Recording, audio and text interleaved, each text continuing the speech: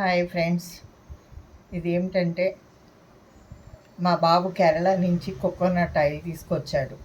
1 month 2 months అయింది, కానీ నేను వాడలేదు.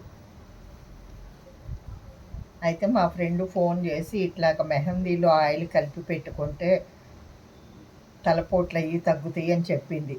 మొన్న 1 వీక్ బ్యాక్ అలా చేస్తే చాలా హెడేక్ నిమిషాల్లో చాలా క్యూర్గా వచ్చేసింది.